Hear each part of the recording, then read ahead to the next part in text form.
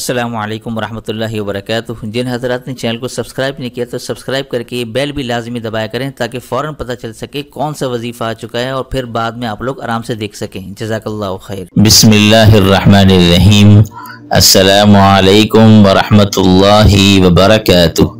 محترم ناظرین و سامعین، جیسا کہ آپ سب جانتے ہیں کہ رمضان المبارک کا یہ مہینہ شروع ہو چکا ہے اور پہلا عشرہ جو ہوتا ہے یہ اس کا رحمت کا ہوتا ہے۔ تو پہلے عشرے کے حوالے سے رمضان مبارک کے کچھ مختصر اعمال میں آپ کی خدمت رکھنے جا رہا ہوں۔ انشاءاللہ ثم انشاءاللہ اگر آپ ان اعمال کو پابندی سے پہلے عشرے میں مکمل فرما دیتے ہیں تو اللہ کریم آپ کو اتنی برکتوں سے مالا مال فرمائیں گے کہ جس کا اندازہ آپ لوگ نہیں لگا سکتے۔ میرے حضرت ہر سال رمضان مبارک کے 3 عشروں کے حوالے سے کچھ خاص اعمال دیتے ہیں، جس میں پہلے عشرے کے کچھ الگ ہوتے ہیں، دوسرے عشرے کے الگ ہوتے ہیں اور تیسرے عشرے کے الگ ہوتے ہیں۔ تو جو پہلا عشرہ رحمت کا ہے اس میں آپ نے کیا کیا اعمال کرنے ہیں یا یہ آپ لوگ دیکھیے اسکرین پر اور میں آپ کو سمجھا بھی دیتا ہوں۔ فجر کی نماز کے بعد آپ نے یا اللہ یا رحمان یا رحیم یہ 1000 مرتبہ 313 مرتبہ یا کم سے کم 125 مرتبہ پڑھیں، ٹھیک ہے؟ اور اس کے بعد سورہ یاسین اور سورہ کہف یہ جو ہے سپارہ نمبر 15 میں ملے گی، یہ جمعے کے روز آپ نے 1 مرتبہ پڑھنا ہے۔ سورہ یاسین تو روز پڑھنی ہے لیکن سورہ کہف صرف جمعے والے دن آپ نے یہ 1 مرتبہ پڑھنی ہے، ٹھیک ہے؟ ظہر کی نماز میں آپ نے یا ارحم الراحمین یہ 1000 مرتبہ 313 مرتبہ یہ 125 مرتبہ پڑھنی ہے، اور ظہر کے بعد ہی آپ سورہ فتح 1 مرتبہ پڑھ لیا کریں۔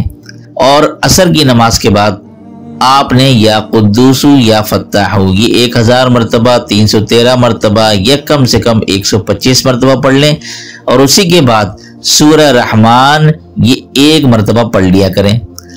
اور نماز مغرب کے بعد یا سمیع یا بصیر یہ 1000 مرتبہ 313 مرتبہ یا 125 مرتبہ یہ پڑھنے کے بعد سورہ واقعہ 1 مرتبہ پڑھ لیا کریں۔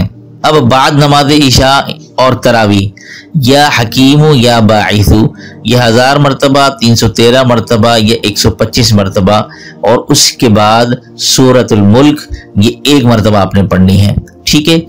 اور تہجد میں ظاہر سی بات ہے آپ سحری کے لیے اٹھتے ہیں تو تہجد میں 2 رکعت نفل پڑھ کر یا حی یا قیوم 1000 مرتبہ 313 مرتبہ یا 125 مرتبہ پڑھ کر سورہ تغابن 1 مرتبہ پڑھ لیں۔ تو یہ ہر فرض نماز کے بعد یہ کچھ اعمال ہیں۔ اگر اللہ تعالیٰ نے آپ کو توفیق دی ہے، فرصت بھی ہے، تو آپ ان اعمال سے ضرور بضرور فائدہ اٹھائیں۔